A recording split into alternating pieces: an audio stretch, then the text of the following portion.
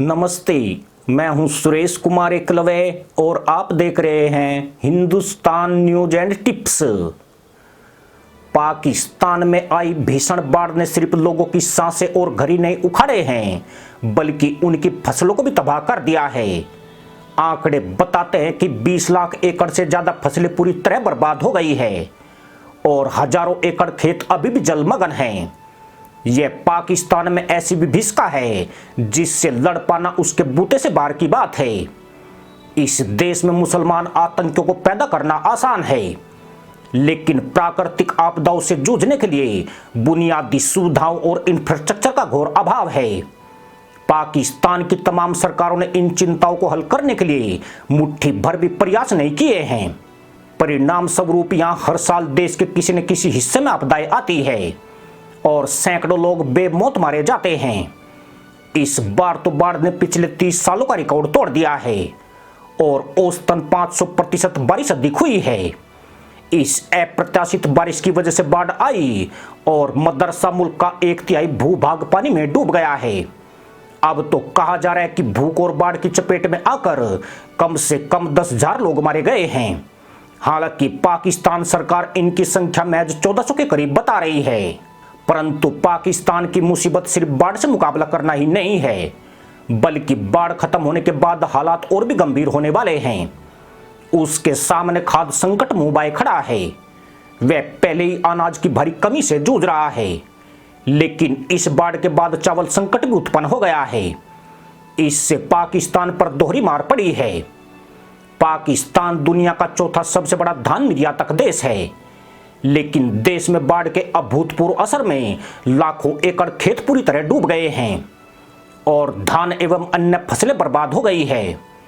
अनुमान लगाया जा रहा है कि पाकिस्तान में इस बार चावल की 20% कम पैदावार होगी, जबकि बाढ़ से पहले पाकिस्तान ने 27 लाख टन चावल होने का अनुमान लगाया था।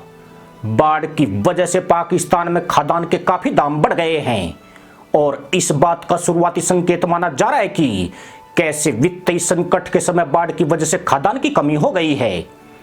इसका मतलब यह भी है कि चावल के बाजार से भारत का एक प्रतिद्वंदी भी लगभग बाहर हो गया है, क्योंकि भारतीय चावल को पाकिस्तानी चावल से हमेशा चुनौती मिलती रही है। हाल के हफ्तों में बांग्लादेश में चावल की मांग में काफी वृद्धि हुई है, जिससे अंतर्राष्ट्रीय मार्केट में चावल के दाम बढ़ गए हैं।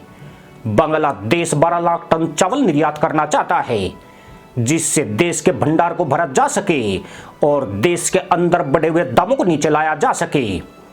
बांग्लादेश सरकार भारत, वियतनाम और म्यांमार की सरकारों से सीधे 5,30,000 टन चावल खरीद रही है। अब इसमें पाकिस्तान का दूर दूर तक नाम नहीं है।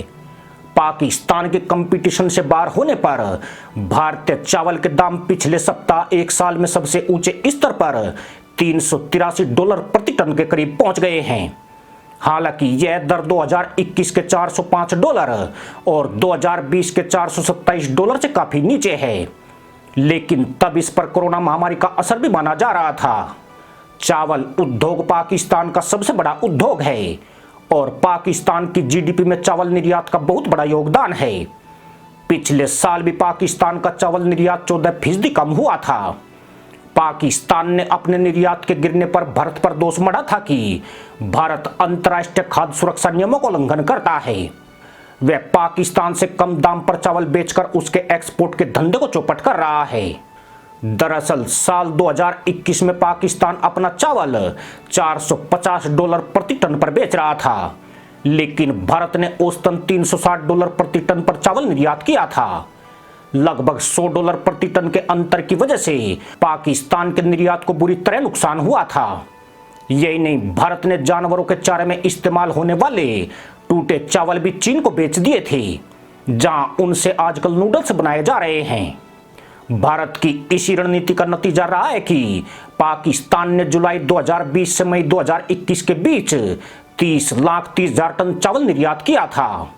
हालांकि इससे पहले एक साल में पाकिस्तान ने 30,87,000 टन चावल का निर्यात किया था, यानी पाकिस्तान का निर्यात 57,000 टन कम हो गया। भारत की मोदी सरकार की नीति आपदा में अवसर तलाशने की रही है। इस बार आपदा पाकिस्तान में आई है और अवसर भारत के हाथ लगा है।